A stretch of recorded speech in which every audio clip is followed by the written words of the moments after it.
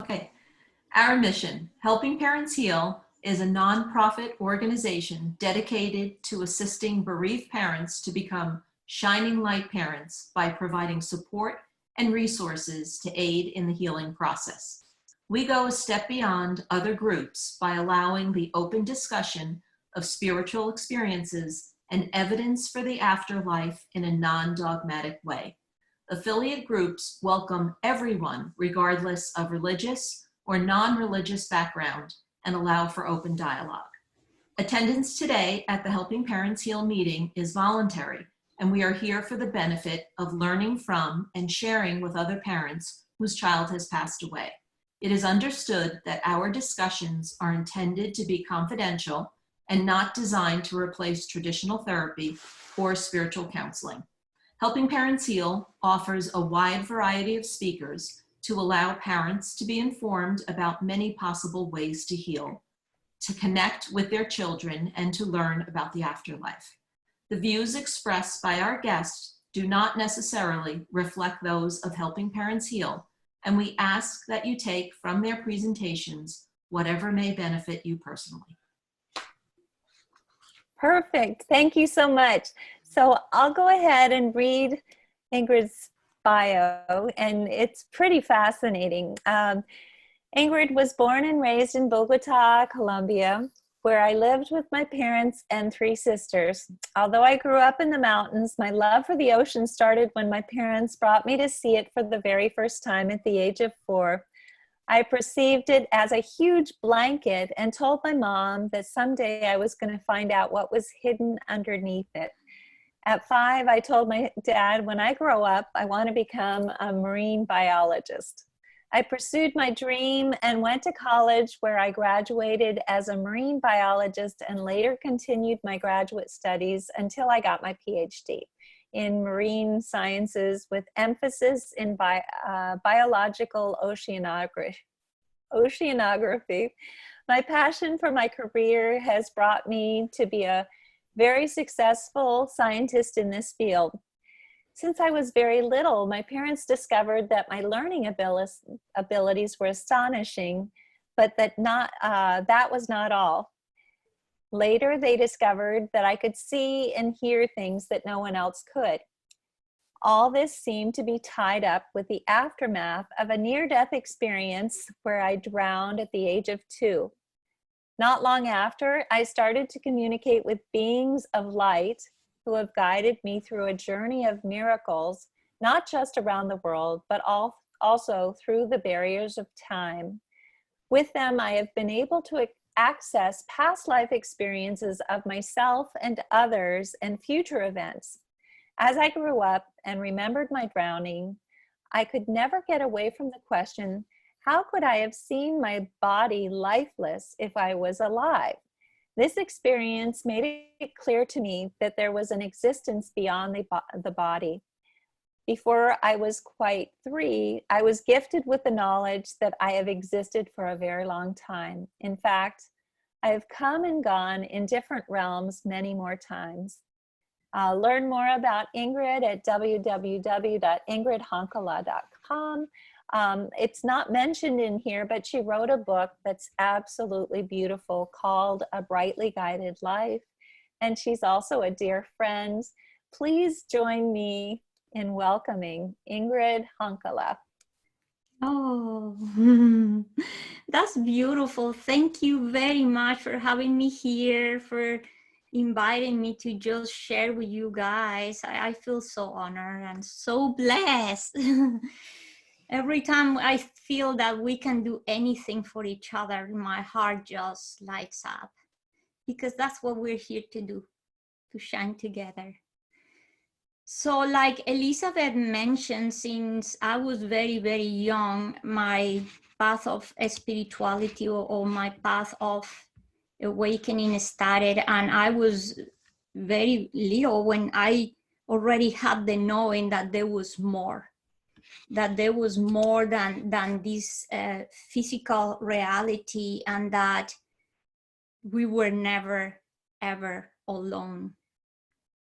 So what happened was that I was just about close to 3 years old when I had an accident. And what happened was that at that time, my parents used to work, both of my parents, and they would leave us in the house at the care of a maid. And she was a young lady that really didn't pay too much attention to the things that we were doing when my parents were not around. So early one morning, my parents went for work, and we stayed in the house at the care of the maid. And she just, at the time, it was part of the culture that the maid would live in the house with the family. So she went back to her room, and my oldest sister, who was just close to 4 years old, and my youngest sister was just 1 year old. So I decided, my oldest sister and I decided, let's go play. And since we were not supervised, the idea was to go play in the back of the house in a patio. And in this patio, in a corner, there was a tank. And the purpose of this tank was to collect water for hand washing clothes. And at that moment, my sister and I saw a ball that was just there on the floor. And we just were like, oh, what if we play cash? At 2 years old, and my sister close to be 4, what is the danger? Let's go play cash across the tank. So we just grabbed a couple of stools and climbed the walls of the tank. This tank was pretty big. It held about 900 gallons of water. So we just climbed the tank, and this tank, next to the tank, there was a flat surface. The purpose, like I mentioned, of this tank was for hand washing clothes. At the time, we didn't have a washing machine. So this tank was to collect water for doing that. So next to the tank, there was a flat surface for scrubbing. And my sister climbed and sat on that flat surface. So she was a little bit safer than I was, because I went to the other side and there was a very thin edge. And I just kind of like bended my legs, and I was leaning very precariously in this tank. But at this age, like I said before, what is the danger?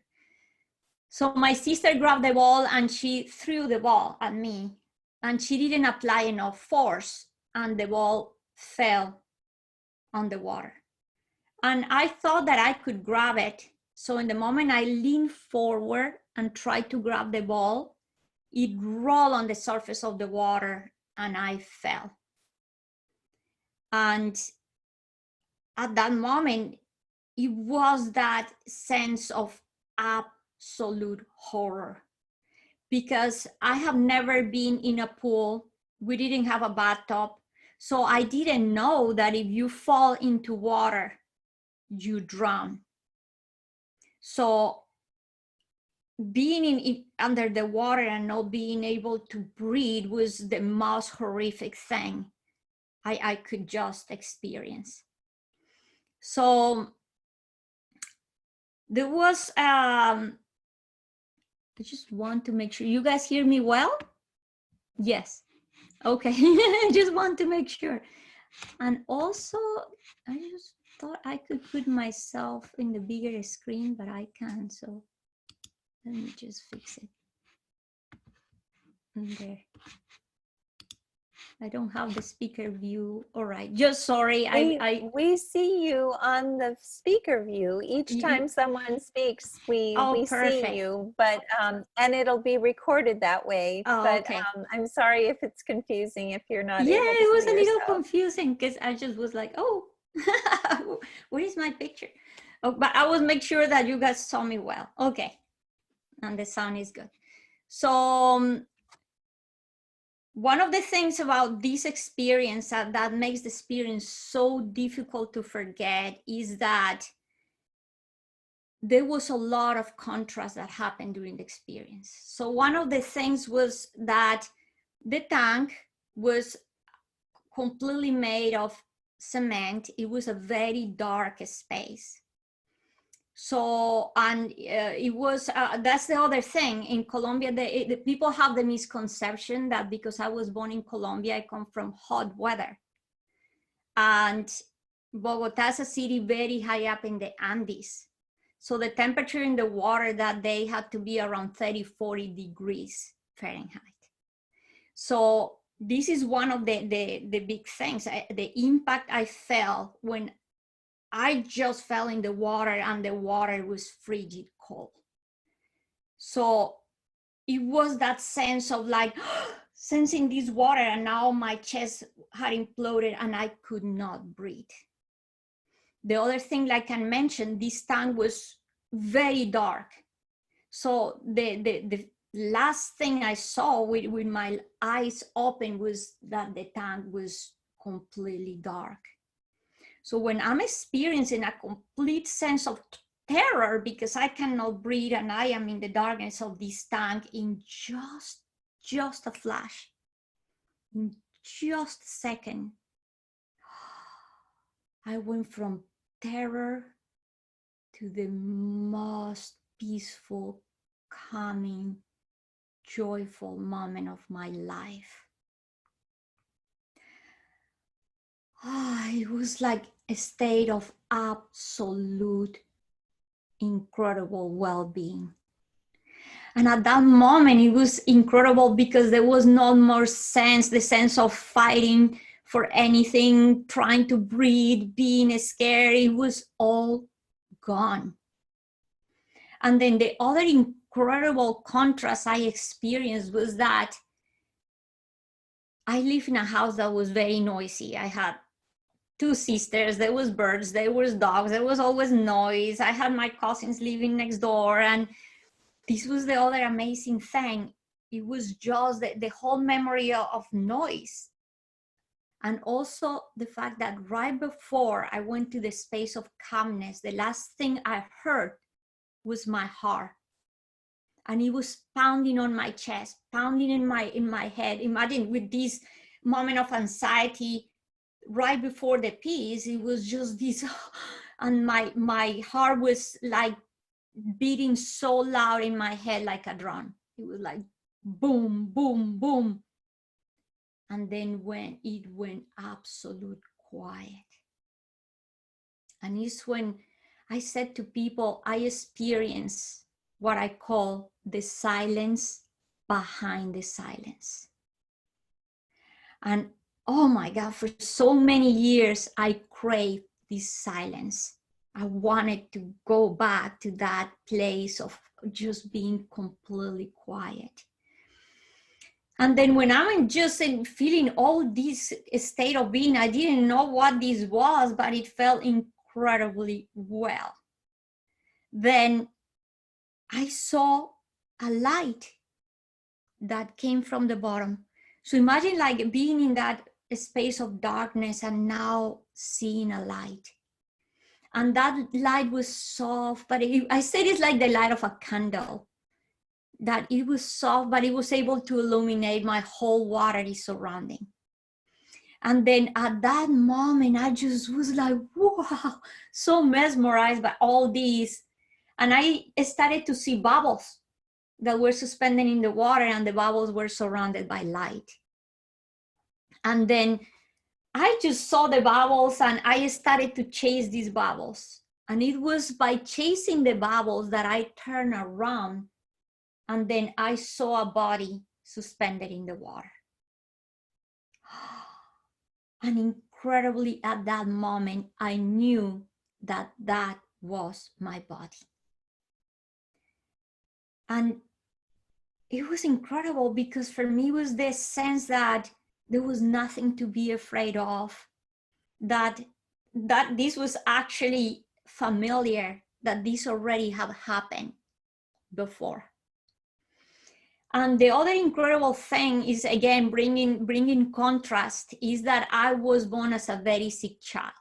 So sometimes we ask, oh, why a child will be just sick, or why this thing happened, and everything I've discovered through time that everything has purpose. And the purpose for me to be born as a sick child was to experience the contrast that I had during the near-death experience, because for the first 3 years, almost 3 years of my life, I felt so unwell. And now I am experiencing the state of absolute well-being. So, of course, at that moment that I'm feeling so well, I see my body and I said, oh no, I'm not going to go back there.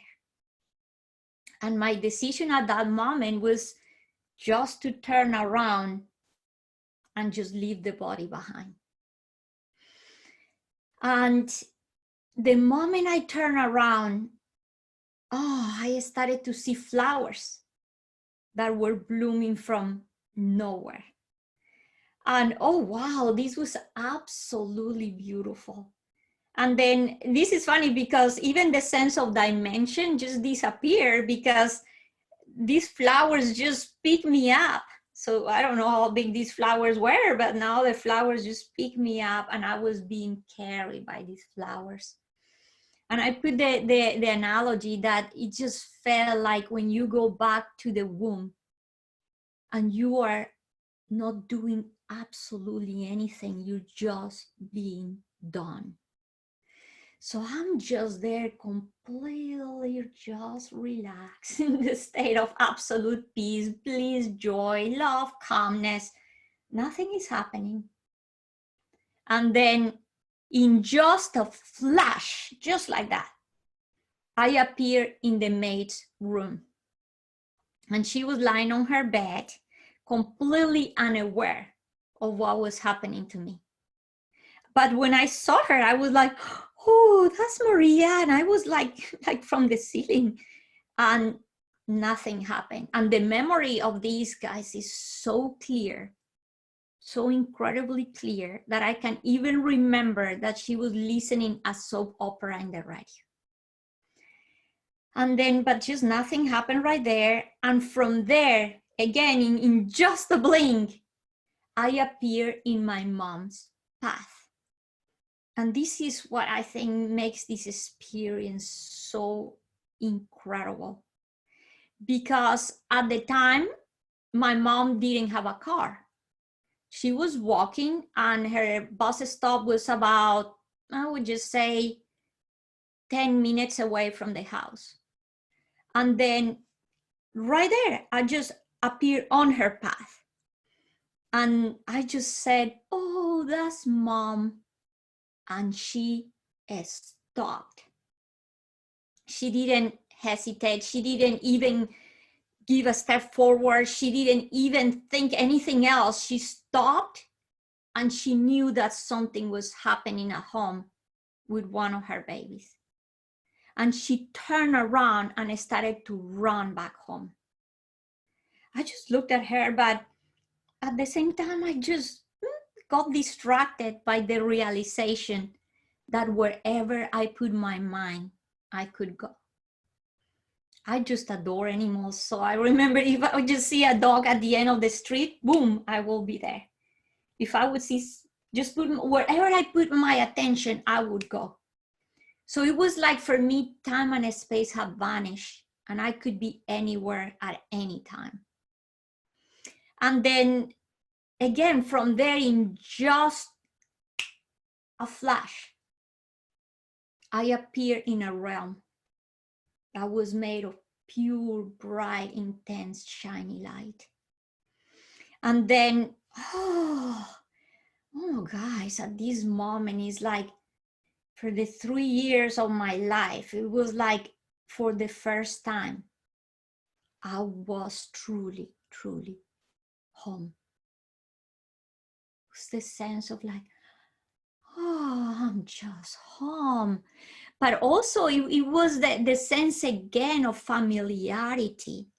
I already have been here. So it wasn't even the thinking, just to give an analogy like I give about this, is that I left in the morning to go to work and I'm coming back in the afternoon. It's not like even 3 years had passed. Just that sense, I left for work, had a busy day, I'm back, and I feel so good to be home. And although at that moment I didn't see anybody or I didn't hear anything, it was just the sense that I was being welcomed.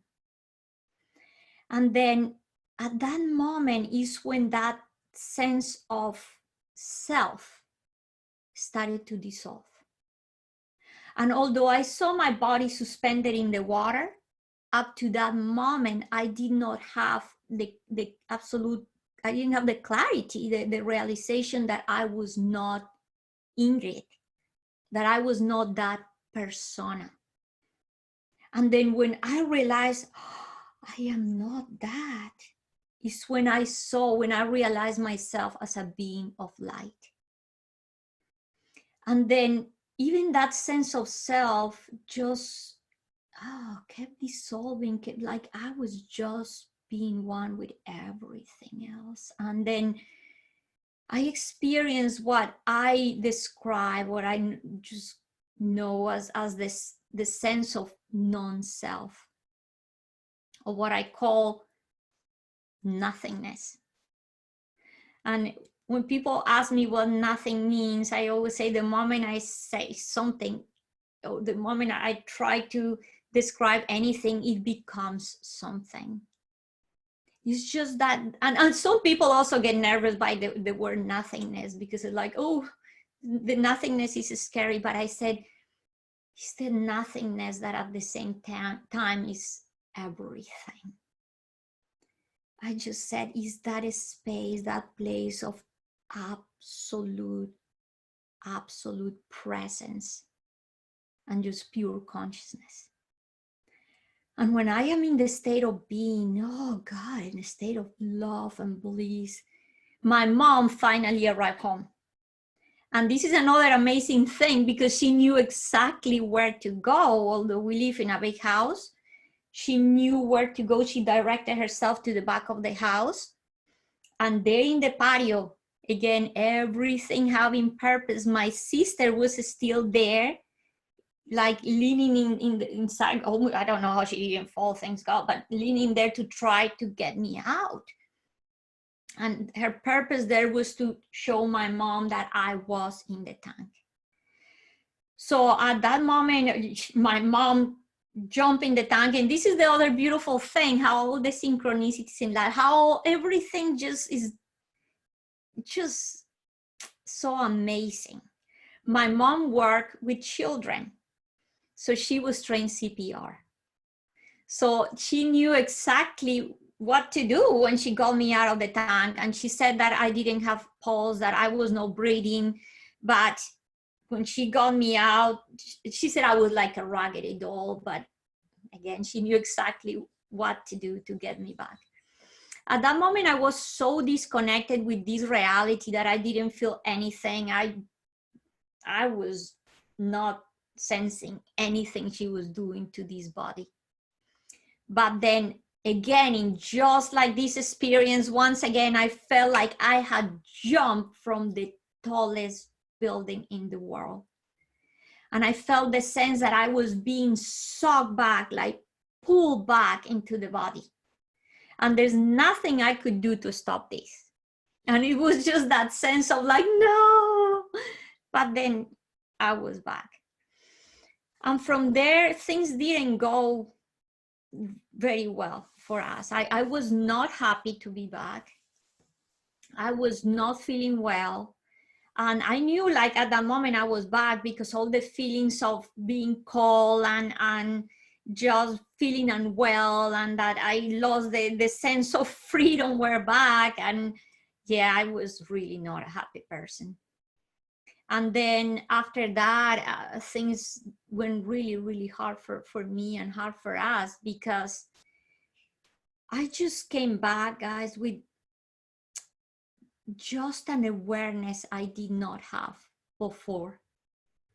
And when I saw my parents, I realized they were not just my biological parents. I had experienced oneness. So to me, my parents were like my equal. The other thing is that I really couldn't, like, even kind of have the clarity, like, understand what is happening to me, why I'm just this child, I'm not this child. And then after the experience, I never felt like a child again. So imagine, it was hard for me to even relate with other children, because for me, it just had the sense that, what is happening with these people? They don't know anything. And this was also, we could see it with abilities also that I developed after this experience. When I came back, not long after, I could read and write.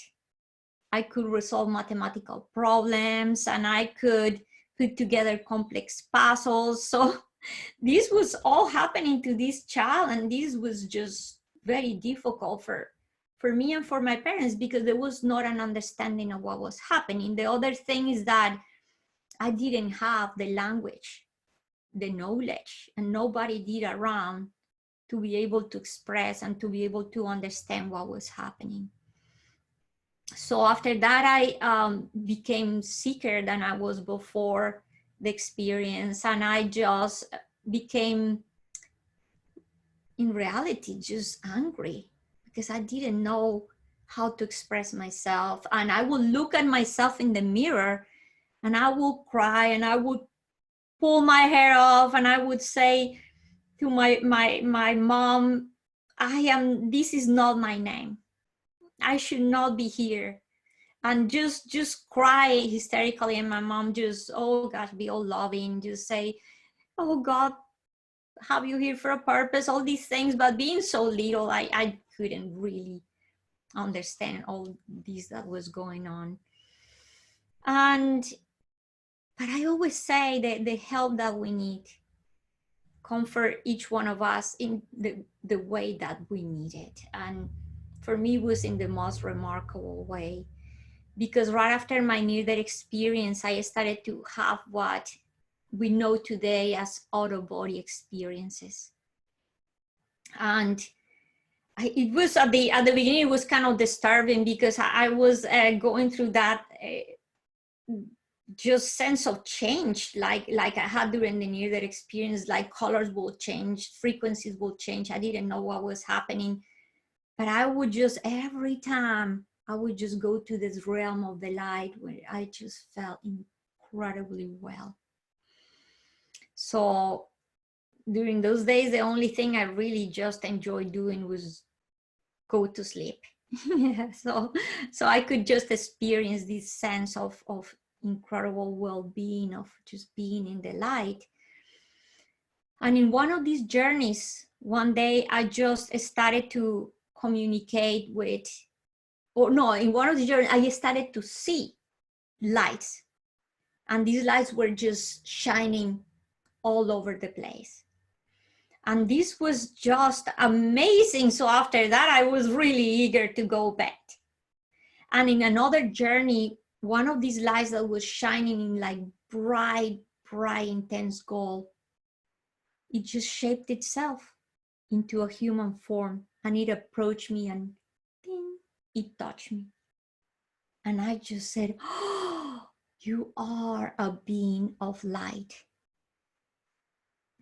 And from there, I just, oh gosh, I just kept seeing them, and I started to feel so well that I started to heal, and I started to just feel better. But the other thing is, like, now, because I was in the company of these beings, I wanted to sleep all the time. And then, like everything in this life, we need balance. So to just go back to that balance, what needed to happen is that the beings of light had to now appear here in this physical realm. So one day I was taking a shower, and I'm just there enjoying a shower, when I was like by then I was almost 4 years old. And then a light just appeared in the bathroom. It was blue, very beautiful, very intense. And I just thought, oh, now the beings of light are here. And although they didn't do or just say anything, they brought so much peace, so much love into my life that I started to heal even more. And I was just feeling their company. I was with them all the time, and I just started to talk more and eat more and play with my sisters. And it just was incredibly amazing. But because I didn't even, I was still feeling this sense that I could not identify with my persona, with my name. So all the time I was throwing these big tantrums. And then there was a day, which is amazing because it's the first day, the first time the beings of light started to talk to me. And in this day, they were calling me for dinner. Ingrid, come and eat, Ingrid. And I would just get aggravated. I'll be like, oh, don't call me like that. Then they came and I'm like, Ingrid, we're calling you to eat dinner. And I said, don't call me like that. That is just not my name. And they say, so what should we call you? What is your name? And I just answered, I do not need one. And of course, they were tired of these tantrums and sent me back to bed, or sent me to bed. And I was just so sad because I just didn't know what was going on. And I went to bed and I was crying. And it's when I heard for the first time, and the voice was just absolutely beautiful. And it just, the voice in the most compassionate and loving way said to me, there's going to take time for them to understand that names are not needed in the realm of the light. Oh, this was incredible. And they say, as you already know, and this was amazing because it was the sense that, okay, I'm not crazy. I know now why I don't need a name. And they just started to also say that all the experiences I was having and all the experiences that were going to present in my path were all for me to someday share with others. They were all for my benefit and the benefit of others. But they also said that for now I had to remain quiet. It was not like a demand, you have to be quiet. It was just, everything was so loving. They're like, you better be quiet because they're not going to understand. So they said, don't share these conversations, don't talk about us because they're not ready to understand. But at the time I was so little, for me it was like, what is not to understand? What are you talking about? And now really soon I realized that, yeah, they were right. Because the moment I would mention any of these to anybody, people were just thinking that I was just creating things, that this was not true, that this was not real, that I was lying. And so things didn't go well every time I tried to talk about. So I very quick, I understood that I had to really remain quiet. But they say that they were always going to be there and that there was going to be people in my path to help me and to guide me. And yeah, that was really the way it was, because people started to appear in my path that could understand what was happening to me. And one of the first people was my mom. And what happened was that at school, I was, since I didn't supposed to talk, I had to express myself somehow. So I started to do drawings. And I was drawing starlight figures all over the place. And then one time the teacher approached me, but this time I was already 5 years old. I was in kindergarten, and my teacher came and she's like, are these the sun and the stars? And I said, no, these are my friends, the beings of light. And the teacher was like, oh, okay, we better call your mom. So my mom came to school and she's showing all these pictures to my mom, and it's when, my mom pretty much at that moment, just as the beings of light just pretty much make the mom eyes like, be quiet, don't say more. Because I wanted someone to believe me. And at that moment I said to my mom and the teacher, Mom, these are the colors that we wear, because I also could see auras. And I said to her, and these are my friends, the beings of light. I really wanted somebody to believe me, but yeah, at that moment, my mom pretty much said to the teacher, nothing is happening. This is just a phase. We will resolve it. And we left because my mom was also a teacher and she didn't want me to be in any trouble. But once we left, my mom confessed to me that she also could see things that nobody could. Oh, that was amazing, because now I felt that I was not the only one that was different. And I asked my mom, what is it this that you see? And she said, I see what people call spirits. And I didn't really understand what that was until I was 6 years old. And I actually thought that my mom and I were seeing the same thing. I didn't know the difference. And when I was 6 years old, I started to see spirits as well. And it's when I told my mom, Mom, the spirits and the beings of light are not the same. And then my mom is when she just said, what is this that you see? And I said, no, because when I am with the beings of light, I just don't feel any sense of fear. But it all happened also in a way that was kind of hard, because this was just it's a long story that I'm not going to tell now, but it's in my book. But it was a spirit that lived in the house, and he was very protective of this house. So this was the first spirit that I saw, and it caused me fear. So when I told my mom that the beings of light and the spirits were not the same, and I explained to her better, she started to cry, and she said, oh my God, I think that you are seeing angels. And because all we knew was the Catholic teachings, I just said to my mom, no, Mom, but they don't have wings like in the pictures. And she said, no, they have to be your guardian angels. And then I already have had a communication for a while with the beings of light, and I asked them, my mom said that you are angels. Is that what you are? And that was beautiful, because they said to me, oh, this was amazing. They said to me, we are what you want us to be. So this is how compassionate the universe is. It presents to us in the ways that we can understand it. And the other thing was, when I asked the beings of light, what is with these spirits? Because I felt fear. So I thought the answer was going to be, yeah, the spirits are different or whatever. And no, that was absolutely beautiful, because they said, you, what you call spirits, and us, we are all the same. The only difference is the level of awareness that each one of us have about who we are. That's it.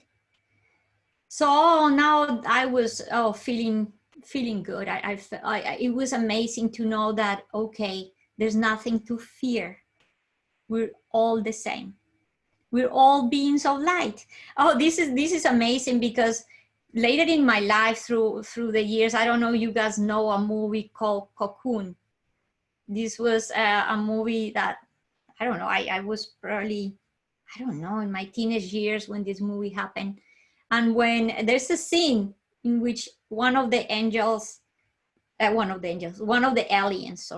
take the skin off, and there's light coming out. And at that moment, I was like, oh, that's what we are. That's what we are. We are light. And that was beautiful, when the beings of light just said to me, we're all the same. We're all that beautiful light. And the other thing was that, as they say, people kept appearing in the path. The next person was my grandmother. She was a very rebellious woman, and she didn't just want to follow the Catholic teachings. She was among the first women in Colombia to divorce. Not that I think divorce is good, but she was forced into a marriage. She was about 16, 17 years old, and my grandfather was close to 50, something like that. And she was forced into this marriage. She was a very unhappy person. And when she had the age and the possibility to say no, she just separated. So she was that strong, and she was courageous. And she said, I don't want just to go with the Catholic teachings. I want to know more. And she started to study other philosophies, other religions, other ways of thinking. But this is all beautiful. But I just know now that this is all the plan that we make with each other to help and teach and learn from each other. she was bringing all these teachings later into our home, and I was the one that was going to receive all these teachings that grandma was learning about all these other incredible ways of thinking and philosophies. And she came home and she brought home a picture of a guru. He was a Hindu guru sitting on a lotus position and with this huge aura. And when I saw that, I'm like, oh, grandma, what is this? And we started to talk, and she taught me how to meditate when I was 8 years old. And when I was 12 years old, she brought me to a Buddhist temple, which was something unheard in Colombia. But again, I just feel that everything just put in our path for our purpose to just flow and evolve.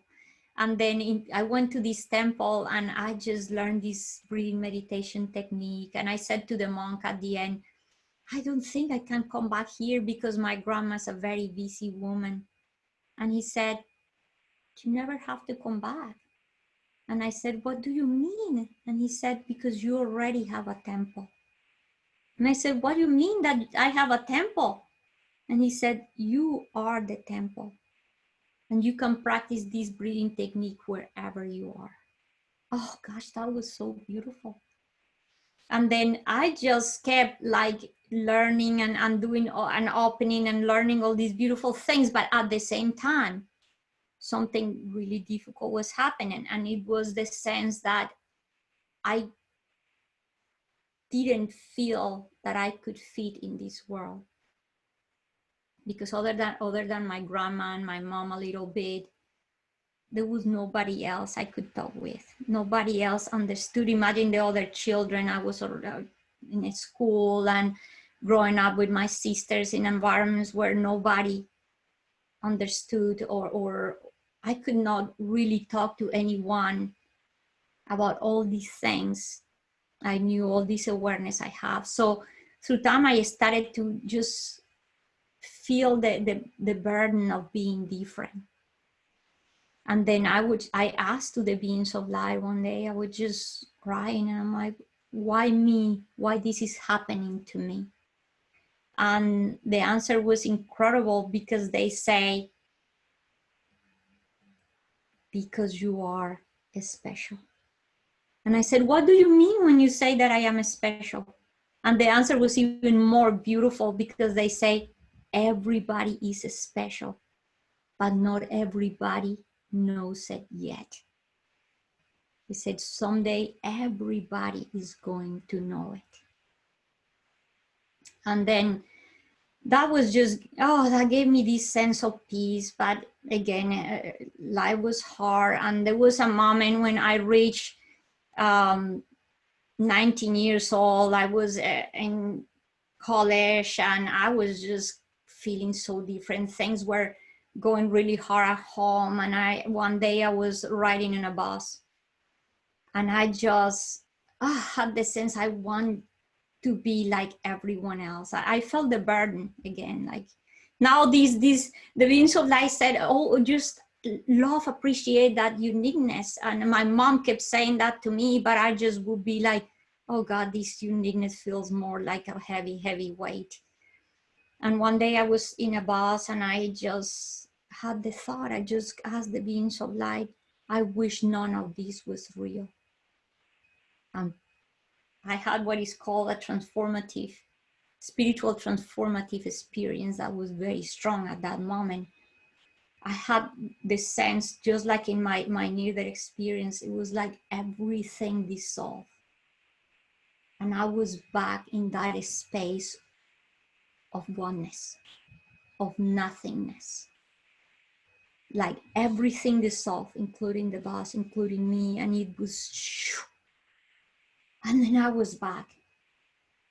And I came back with two very profound questions. I asked, when did we stop being one with the whole? And how is even possible to forget who we truly are? But the thing at that moment in my life, like I'm just saying, I was feeling so different that I also had a third question. I said, why me? why this is happening to me. And they said, in 20 years, you will understand. So I just needed a time of preparation, a time of understanding, a time of, I guess, growing up in all different ways for me to be prepared to understand these profound answers, these profound questions. So life continued. I at that moment of my life, I also was given the opportunity to kind of make a choice. Like if I was going to continue and just be a teacher, I don't like the word teacher, but like to share all these learnings, all these experiences and teachings with everyone else, or if I would just continue my path, what we just call as normal human being. That was nothing as normal back then. And then I made my choice at the moment. I wanted to be like everyone else. At the time, I had already 3 sisters. They were very beautiful. They were all the boys and everything. They were coming to the house, and I just wanted to be like them. So I just put the example at that moment is like when you're in a room, and I had been with the light. We have been with the light on. I had the light on for 19 years, and at that moment it was the switch where I just turn off the light. I set the beams of light. Can I just go? So people ask me, "You're crazy. How could you have done that?" But sometimes when we're ready, we're not ready, and we need time to get there. And then at that moment, it was the sense of like, it happens to all of us when we leave home and we tell our parents when we go college, when we go to a trip, when we go somewhere else. And I just at that moment say, it's time for me to kind of like have my own place. And then I continue my path, and there was many sufferings that happened through all my life. And I reached a point in my life where I was just not doing really good. I was very depressed. Many things had happened. And then one day, I just realized I make the decision I need a change. And when this change happened, things were going so hard for me that I ended up going to a psychologist. And I didn't realize that by then, when I just made the decision to again make a change, 20 years actually had passed. And when I made this decision, I went to the psychologist. I have, in all those years, have been so many sufferings in my life. I was so depressed that I just asked the psychologist, why me? Why all these sufferings had happened to me. He asked me to actually make a list of all my sufferings. And the list was so long that he said to me, in my 37 years of career, I've never met someone that has suffered this much and is mentally stable. He said, I've never met anyone like you. And I know in my heart that because I was never alone. For me, the presence of the beings of light were just, oh God, what gave me the strength to go through so many things. And then at that moment is when I asked to him, why me? Why this is happening to me? And he gave me the most beautiful answer. I guess this is just what I needed to hear at that moment. This was like kind of the switch that turned on the light back for me. He said, why not? He said, look, thanks to this, you have learned this. Thanks to this, you have gone there. Thanks to this, thanks to that. And I'm like, oh gosh, at that moment, I just saw the purpose behind absolutely everything. It was the first time that I put myself at the level of the cause and not at the level of the effect. It was the first time that I just realized all of this was done for me, not done to me. And what I people, we all have experienced different levels of forgiveness, but for me that day is when the true forgiveness happened. And it was the realization that there was nothing to forgive, because again, nothing has been done to me. All the experiences I had brought me to be where I was right there at that moment, with that absolute clarity and that absolute sense of feeling the presence of a spirit of God everywhere. I don't know. So that was absolutely amazing. And at that moment, I understood that there was purpose in everything. The beings of light said to me, nothing in the universe lacks purpose. And after that, I just started to have center myself and go and start asking questions that were like more profound, even simple questions, but simple questions that brought me to profound answers. And one of the questions was, I asked the beings of light, why my near-death experience happened when I was so young? And the answer was amazing, because they said to me, it happened when you were so young because you were old enough to remember, but young enough not to be conditioned yet. So that was incredible, because imagine, it's like being a clean canvas, just creating the perfect picture without nothing, and no influence of nothing else there. So that was absolutely, I thought that was incredible. And the other thing, which this is absolutely beautiful, I asked what was the purpose of my near-death experience. It's when they say, the purpose of your near-death experience was to bring to all of us, to bring here to this, to the people around you, the message of the power of connection. And I said, how? And they said, look, you remember your near-death experience, when you saw your body in the water, your first thought was not to go back to it. And at that moment, yeah, I was making a decision from my egoic mind. Because yeah, my idea was, I'm not going back to a body that is sick. But guess what, guys? That was not the plan of the universe. There's a purpose that goes beyond our ego, beyond our mind, beyond our desires, that works for the whole, for the totality. So the plan was that I was going to come back. And for that, I needed someone that will get me out of the water. Reason why I went to look for help. I went to look for the maid, and I went to look for my mom. And then I would just ask the beings, so like, okay, then why did I even stop at the maid's room? She wasn't going to do anything. And they said, that's the point, because we wanted to show you contrast. We humans learn through contrast. Then there it goes. What happened when you went to see the maid? There was not connection.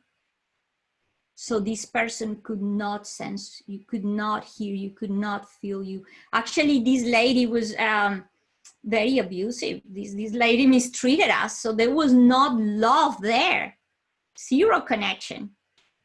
And then what happened when I went to see my mom? Unconditional love, absolute connection. And this is so precious, guys, because it's when we realize that love doesn't have boundaries. There's no time, there's not a space, there's no dimension, there's nothing.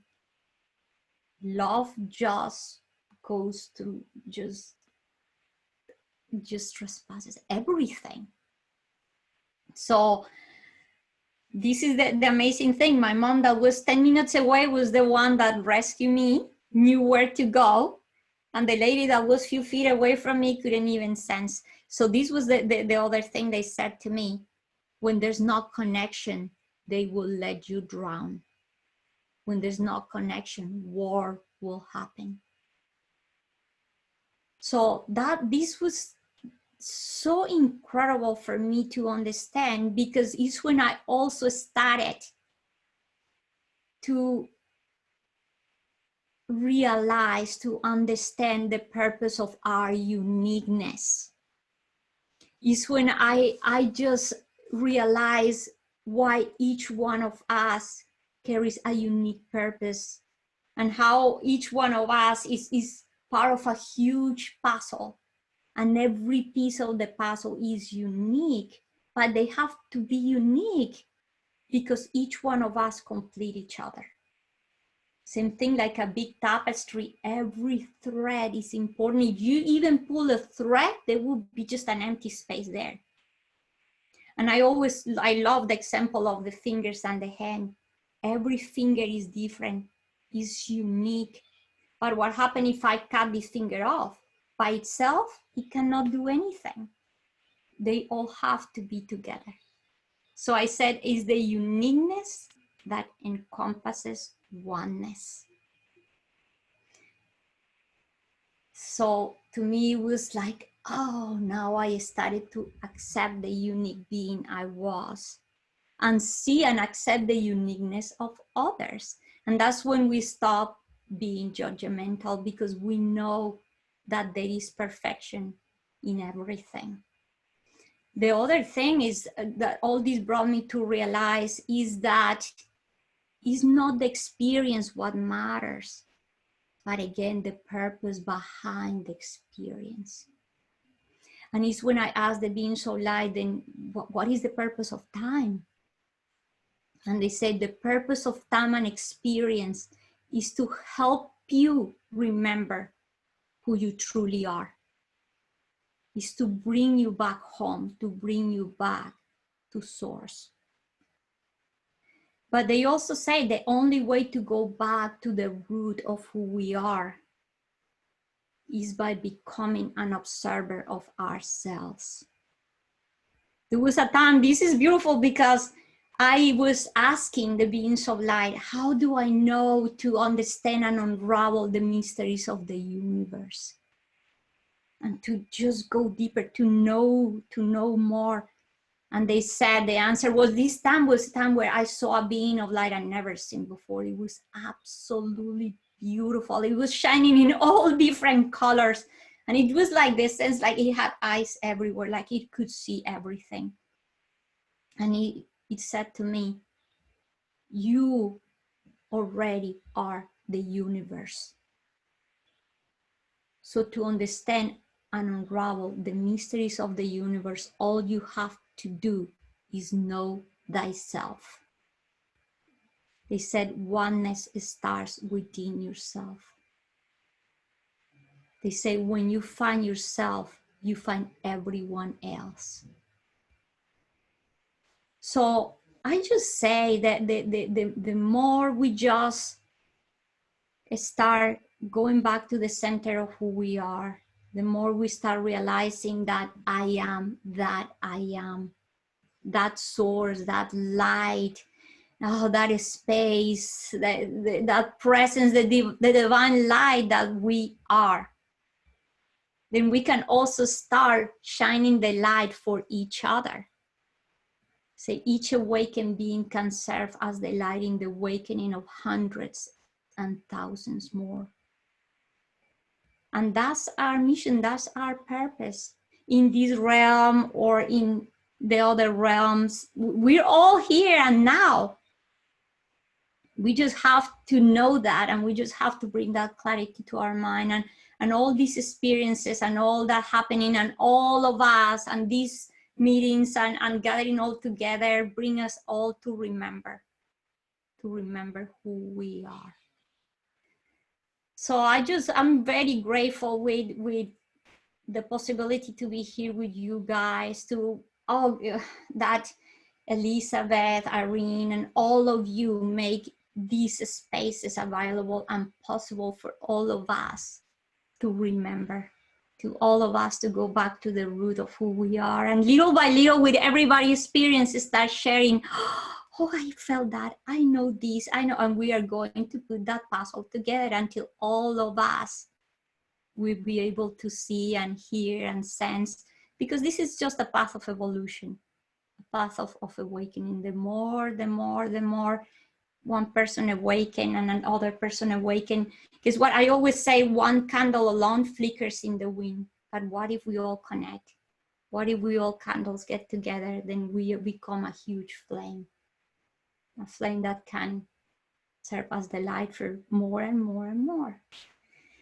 So this is just such an honor, such a blessing to be here. And I just would love to answer questions if you guys have questions for me.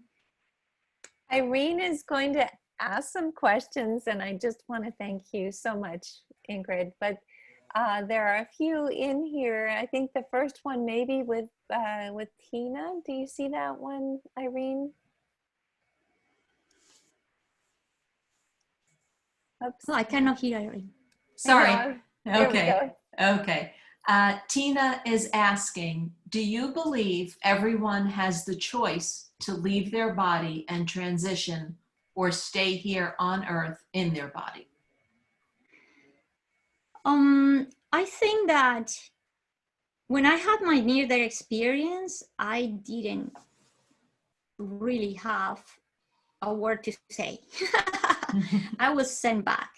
But I think that this is because our purpose and the work that we're doing and everything that we're doing is not something that we decide with just our, I call it our ego mind. I call it our ego mind because is our mind that is attached to outcome, attached to fear, attached to desire. So it really sometimes cannot make the best judgment most of the time.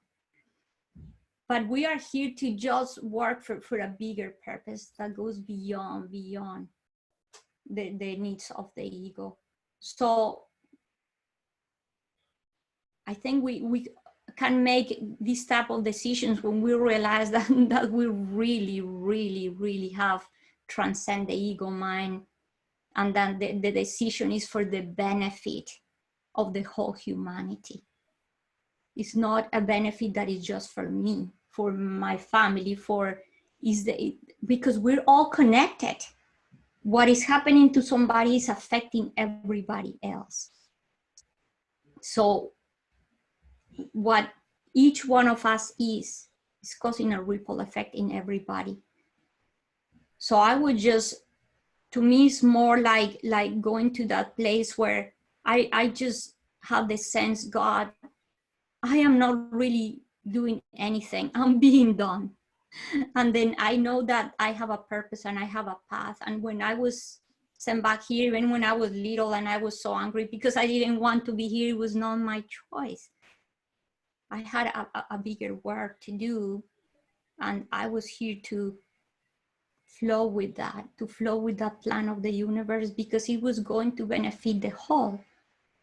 And that's for each one of us. We are that precious light and we are all needed for whatever we are needed. And it all starts with ourselves.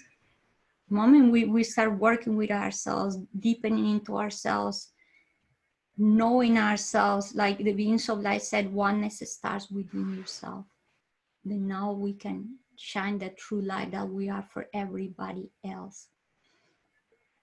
So nowadays, I don't even, when I pray, I don't ask questions, or I don't ask for things to change outside of myself. I don't, let's change this. I just, my prayer from my heart is, God, help me see because I cannot see. Help me understand because I cannot understand. And then when I bring the change within myself, I don't need to do anything outside of myself, because who we are inside, just everything is a reflection of what we are. So I just always say, help me see with clarity, help me just understand, and I work from that place, from within. Beautiful. Thank you. That's really beautiful. She then went on to ask a second question, which I know a lot of people, I'm sure this is on their minds. Why didn't my son come to me? so that I could save him? Oh, well, you know, because again, because this is so beautiful, because there's a purpose for everything again. So, and sometimes we think this is, I know this is hard to say, but sometimes we think that dying is a punishment, and it's not like that. When sometimes we're transcending to the other dimension, actually we have incredible work to do too. And here or there, we are at purpose all the time. And we are sharing our life wherever we are.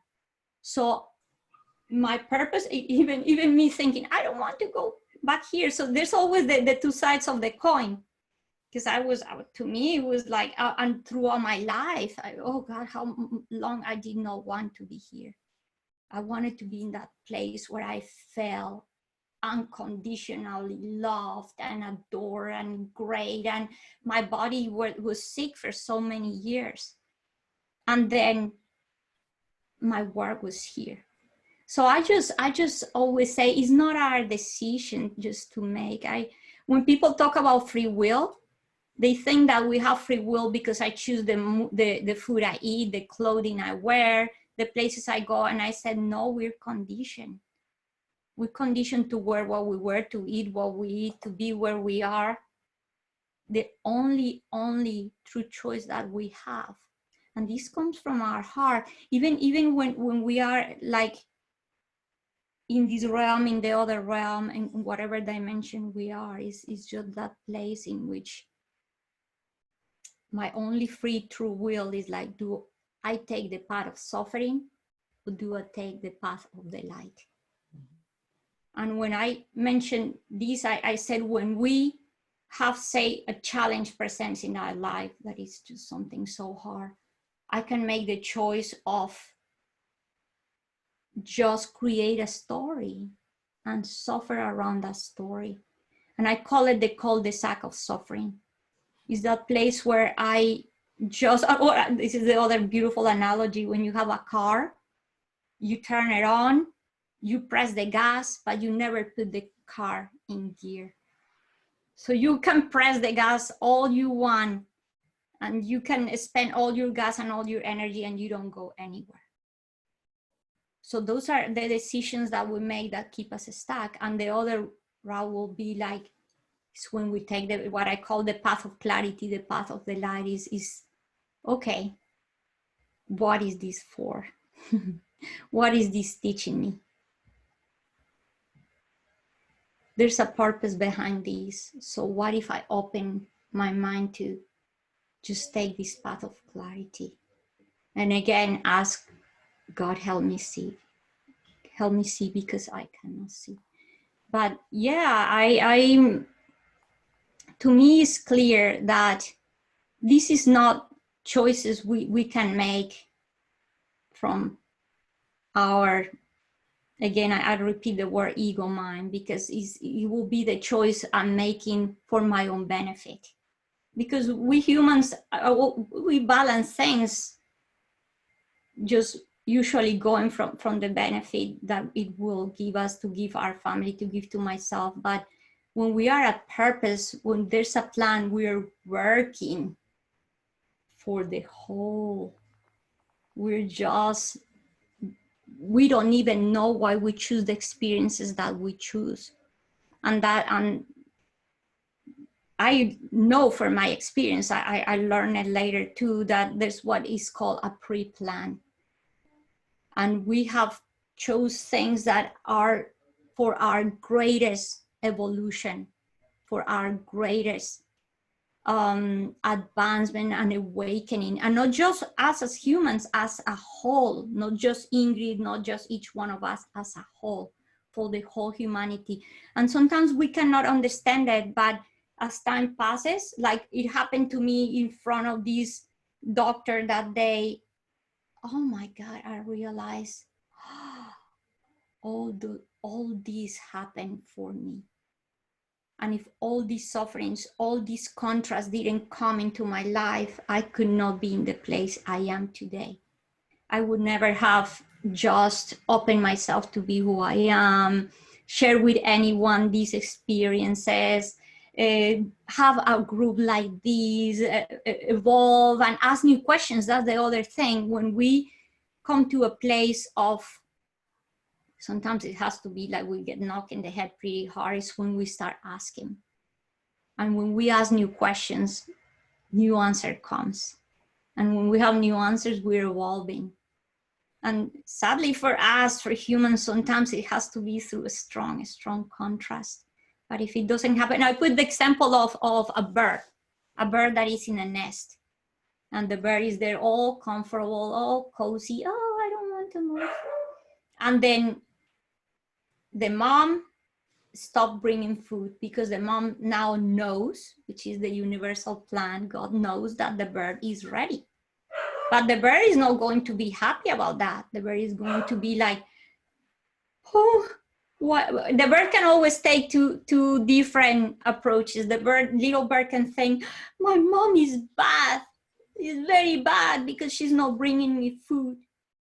Or the bird can have the clarity, oh, my mom is doing this for me because it's time for me to grow up. But it all depends where we are in our evolution. So, okay, now the mom is not bringing more food, but this birdie refuses to get out of this nest. I'm comfortable here. I'm not going anywhere, but the bird is growing. Now the nest is small. So that's the challenge, is the discomfort. And now the bird is pooing in the nest, is doing all the things there, and the nest is stinky, the nest is small, and he's like, oh, more and more discomfort. And that's what happens. Sometimes it's needed in our life for us to make a decision. And if this bird doesn't move, oh, it will be a big wind, the branch will break, whatever is needed. Because the less we ignore the signals, the harder the situation becomes, until, guess what? The bird jumps out of the nest. And when the bird jumps out of the nest, it opens the wing and it realizes that it could fly. So if all this hardship never happened, this bird could have never known that it could fly. Beautiful, beautiful. Dana asks, have you been taught that all who transition have a peaceful and beautiful transition? Yes, I had a second near-death experience. And people, I shared this because the first near-death, it was just like that. It was that moment of, yeah, the terror of not being able to breathe and going to that space of just incredible well-being. And I had, in my second near-death experience, I had a motorcycle accident.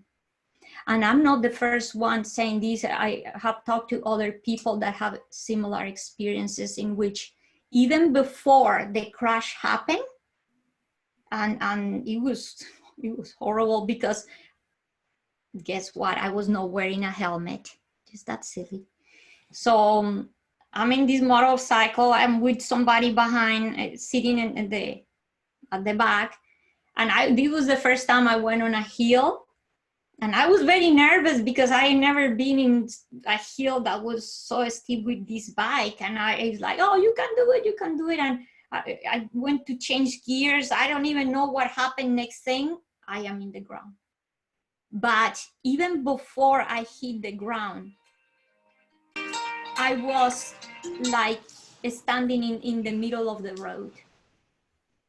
And I was feeling the sense of, like, again, absolute well-being. Like nothing, there was nothing to fear. Like nothing was happening, and I am just there ready to go home. And I saw light like around me, and I'm just like, oh, I'm just absolutely ready. But there was no pain, there was no fear. And this is, I hear from other people that have had accidents, that even before the accident happened, or before feeling anything really horrible in their bodies, they were already out. So I know, and I have heard that there's people that have had hard, difficult near-death experiences, but this is all a process of learning. Maybe they needed to learn something, and they did, for reason why they did not live this human experience. They came back because they experienced that contrast, to have the idea of like, hey, you need to reset that dial, change that gear, go back and rethink what you're doing. So it can happen for us in different ways. And this is many different experiences and many different ways. But I just think, for the majority of experiences I have heard, and from my own experience, and I was able to remember many other past lives, and oh gosh, in some cases I passed from really hard situations, and every time it was the sense of like, oh, I'm back home. Like, oh, like I can reset this dial and be okay. So yeah, in my own experience, it always have been incredibly amazing and beautiful and joyful. So that's the reference I have. Beautiful. Thank you. So I think we'll do the last question for time, because we're almost, it's almost 9:30, believe it or not. Oh, wow.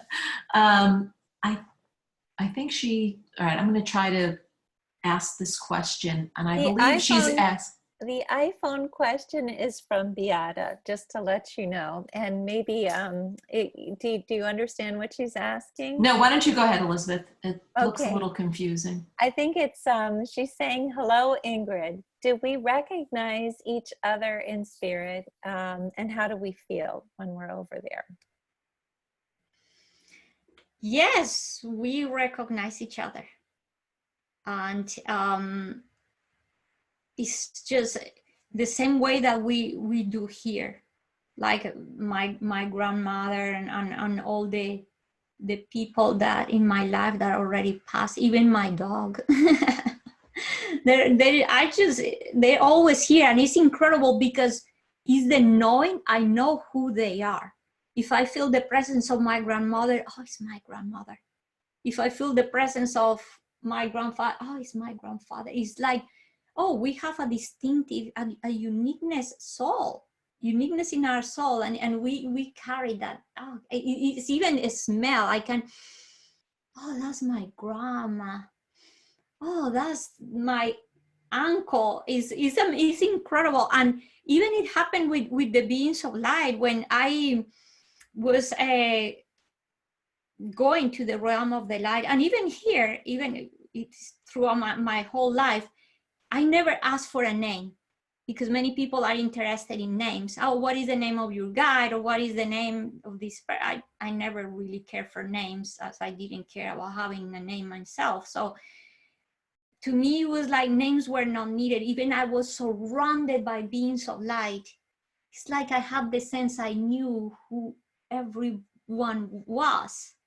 And if I was having communication, I knew who was talking to me. This is really strange, but it's amazing, because yeah, each one of us has that beautiful, unique soul that is just distinctive for each one of us, and it's just so beautiful, so beautiful. I wanted to share something before we go, and this just answers to a little bit to that too.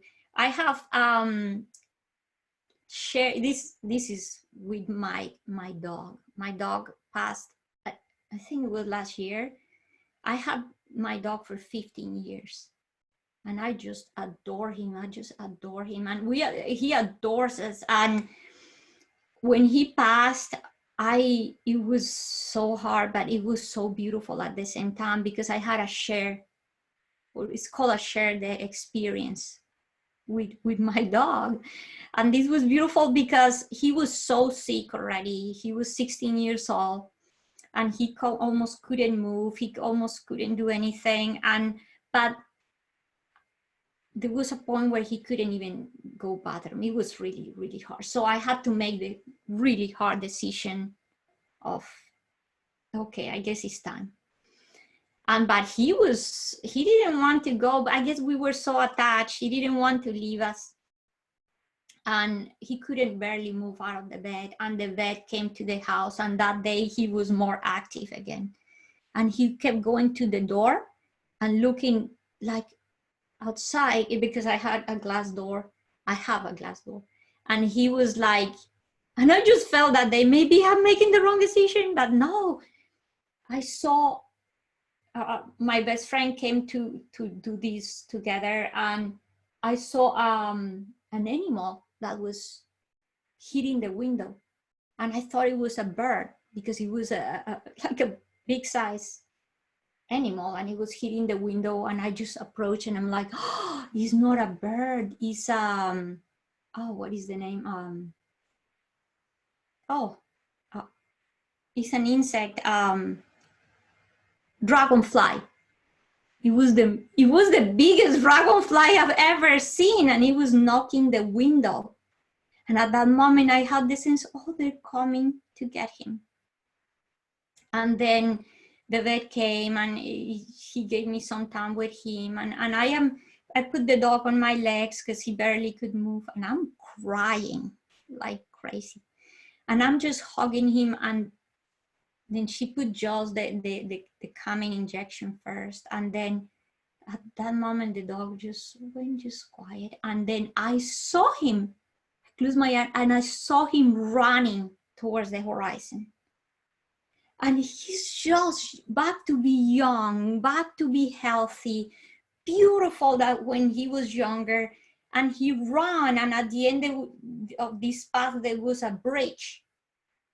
And then I'm seeing this, and I'm like, I felt this sense of joy. And at that moment, I told him, baby, you can go. Oh, this makes me almost cry. And I said, you can go. And then, because he turned around, he stopped, and he turned around and looked at me, and I said, you can go. And then at that moment, I opened my eyes, and he was looking at me. And then I just told him, oh, you just can go. It's okay. We're going to be okay. And then they put the other medicine, and they said, oh, he might do some convulsion things, but none of that happened. We were just in peace. And it's incredible because there was, at that moment when he left the body, it was the sense I knew immediately he's not in the body, because I sensed the emptiness of the body and the fullness of the space. I said, oh, he's now everywhere. And then a couple of nights later, I hear the bells of his color. And with, oh, my son that day, he came home from school, and I said, let's do a prayer for Miko. He was so sad, we were crying. And then we sat in a little altar that I have, we were praying. And then one of the favorite things for the dog to do was to watch TV with David. And the TV in the living room went up loud. Then David says, Mom, Miko is here. And then, yeah, it was that sense of like, we knew it was him. And just couple of last week, and we sat in the living room to watch a movie called A Dog's Purpose. And then I just remember all these. And then we're talking about, and we sense his presence there with us in the couch. It was incredible. And I just was like, oh my God, Miko's here. And then at that moment, I just I asked, I would love to have a validation of this. And I thought I would love to have, but more than that, a validation that I really have a shared experience with my dog. And the very next day, I'm taking a class with Suzanne Gisman. And the very next day, we are in this class, and she just received a message about something that was kind of even looking silly. It was about Burger King, and that it was something related with Burger King, and nobody knew what this was. And at that moment, and somebody said, oh, this is probably about this and about this. And at that moment, I had the memory of our dog sitting in the couch wearing a Burger King crown. So I just knew if I can share the screen, is that good? Yes, yes. I can show you guys a picture because I got my validation. It's just the knowing that, yes. Oh, what a cutie. Well, Ingrid, let me tell you, we have so many people in the chat box saying thank you so much. This was a wonderful presentation and that it was very helpful to them.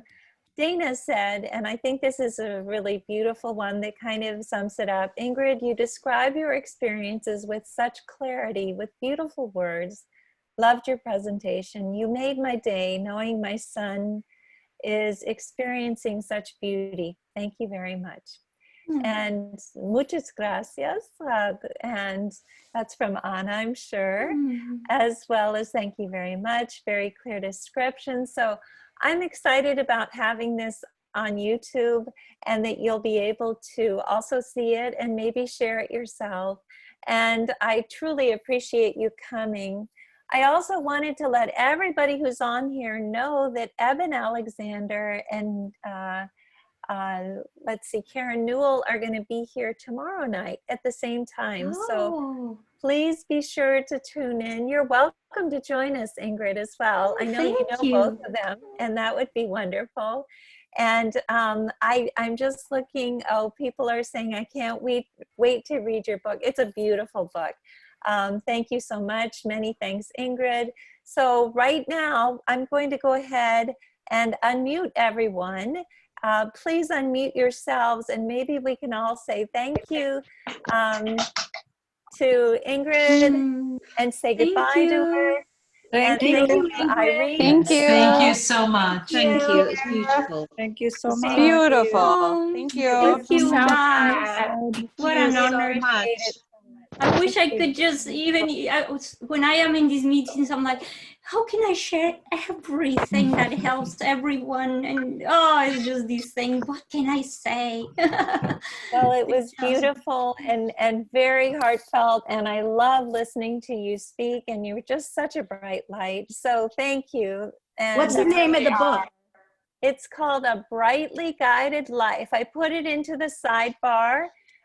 So take a look. Again, I just want to remind everyone, Ingrid's a NASA scientist. She's a PhD. So she's got a lot of other things going on too. But she also is the author of this book that took her a while to write about this experience that happened to her when she was so young. So thank you. It took about only 7 years. It took 7 years. But we're so happy. Wow, what are those bells that someone's... Ooh, I don't know. Those are loud bells. Yeah. All right. But well, thank you. anyway, Thank you. It was a thank you, beautiful everyone. night. It really was. Have a wonderful evening and Yes. spend time with your family. And thank you. And I'll see you guys soon. I'll see you tomorrow, hopefully, and Ingrid as well, which would be wonderful. Yes, that will be in this same Zoom channel. It's not going to be the same code, but I'll send it to you so that you can be in there because I know that we'd love to have you as well. So thank you. Thank you. Thank you. Mwah. I love you all. Thank you. Bye-bye. Thank you.